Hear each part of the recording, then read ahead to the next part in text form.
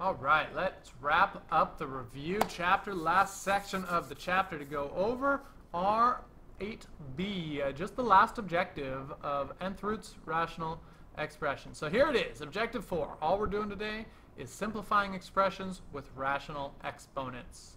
So what that means is when we've got these fractional guys is the big deal, right? Remember that 1 over n is the same as root n. Okay, so the denominator of a fractional exponent is the root. So let's take a little look here. Write expressions containing fractional exponents as radicals. All we want to do here is rewrite this as the square root of 9, which does turn into 3. This is the square root of 27. And notice here, not wrong if you write the 2, but we know if we don't have anything at all, we're assuming it's a 2 up there. All right? And the square root of 27 can't be simplified, or can it? Square root of 9, square root of 3, which is 3 root 3. Okay, negative 64, cube root of that, which is negative 4. 4 times 4 times 4. And cube root of 32. And let's see what goes into 32. 8 and 4. Cube root of 8, cube root of 4. So we've got 2 cube root of 4. Okay, moving on. So here's how we're going to deal with it. If m is not a 1, that becomes your power underneath. N is still your root. And again, you can do them in either order here. So whatever's simpler.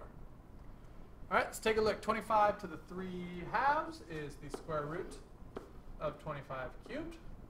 And let's remember our rules of splitting this up. We can do the square root of 25 squared times the square root of 25, which is helpful because those cancel. We're left with 25 times the square root of 25 is 5. So we get 125. Okay? Now, it could have been done simpler than that by going the other way. Remember, we can do this either way. So, we could have done the square root of 25 and then cubed the whole thing. The square root of 25 is 5. 5 cubed is 125. All right? So, whichever way works the best. Now, on this one, I think, since we're doing the cube root of 125 squared, I think it's going to be easier to make this small first, because the cube root of 125 is negative 5.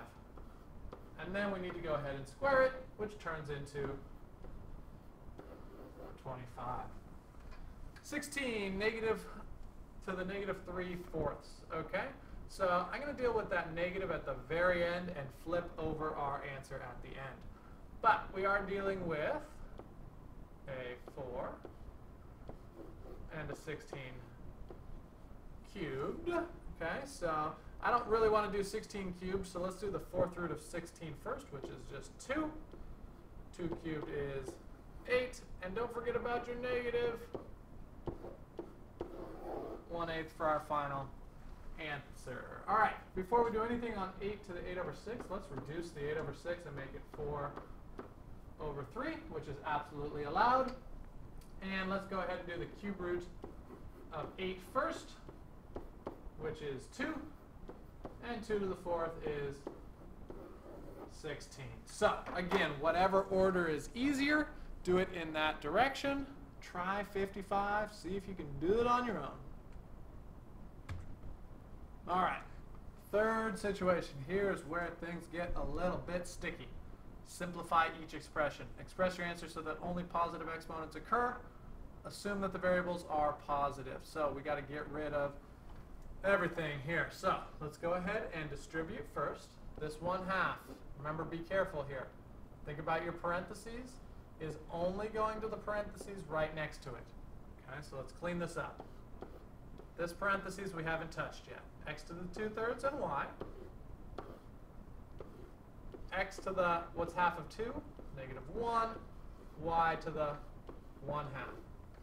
All right, let's collect our like terms. Remember what happens when you deal with x to the 2/3 times, sorry, x, we're just going to deal with just the x's first, x to the -1. We're going to add them up. What's 2/3 plus -1? -1/3.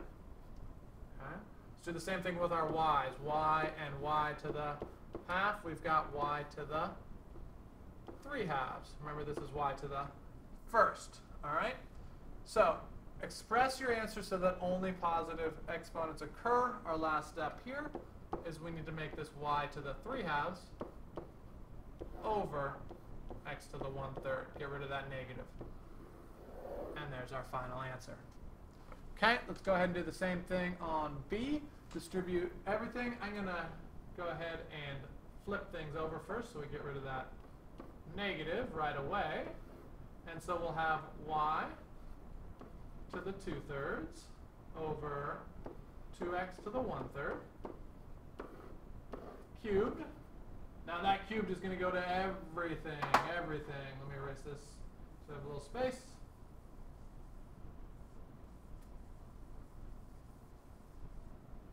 Okay, so if we distribute, 2/3 times 3 is 2.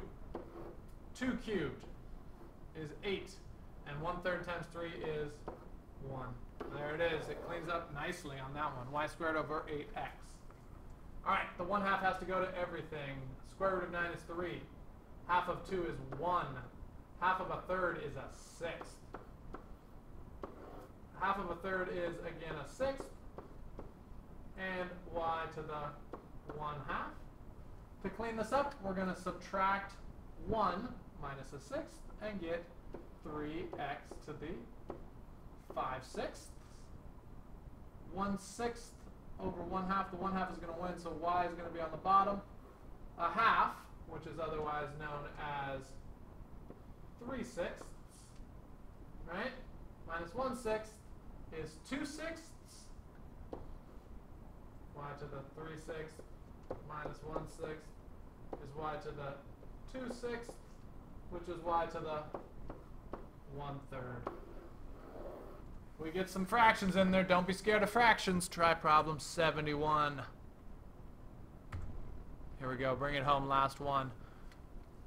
X squared plus 1 to the 1/2 plus x times 1/2 x squared plus 1 to the negative 1/2 times 2x. All right, write the following expression as a single quotient in which only positive exponents appear. So this is getting nice and pretty here. We got all sorts of good stuff going on. So on this one, we have half of x times 2x. And so a half of an x times a 2x is going to be the half and the 2 are going to cancel out. And x times x is x squared. So now we have x squared plus 1 plus x over x squared plus 1. Okay, on this, what do we need to have before we can add? We need common denominators, right? So this fraction here needs an x squared plus 1. And so we'll also need that in the numerator. But that's the same as just saying this squared. And the nice thing about squaring a square root is that it gets to cancel out. X squared plus x plus 1 all over our common denominator of x squared plus 1. Okay, we have that sitting in there nicely. Now, are we going to be allowed to leave it like this? Oh, no, absolutely not, because we have a radical in the denominator. We need to multiply top and bottom. And so, we're going to be left with, in parentheses, x squared plus x plus 1, square root of x plus 1, all over x squared plus 1. No radicals in your denominator. There's a reason there's only 4 for you to try this time. They are a little more meaty. Okay, but try 77, work your way through it. Any questions, we will definitely be going over these in class. But that's it for this session, and that's it for the review chapter. You've learned everything there is to learn.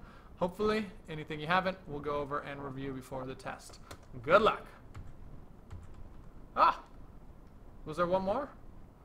I fooled myself. I thought we were done. Let's take a look at it real quick. I apologize. I got our hopes up. 4/3 x to the 1/3, 2x plus 1 plus 2x to the 4/3. Let's clean this up right away. So, x to the 1/3, 2x plus 1 is what we're looking at. And hold on one second.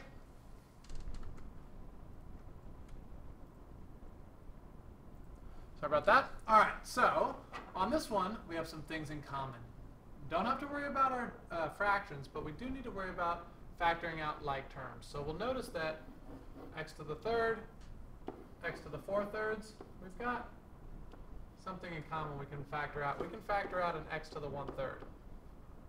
And between 4/3 and 2, we could also factor out a 2 to the outside. Okay? So now what are we left with? We factored this out. 4/3 divided by 2 is going to be 2/3, 2x plus 1,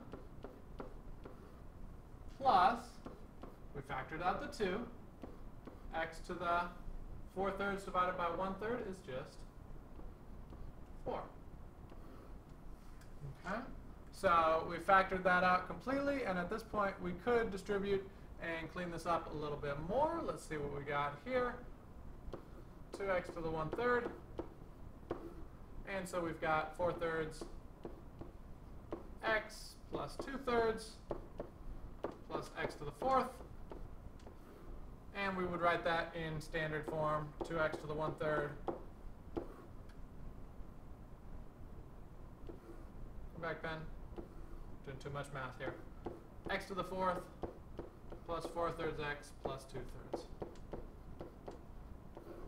Okay, we factored out our rational exponent. All right, so with that in mind, follow those steps, see if you can do problem 89. This time, we are actually done.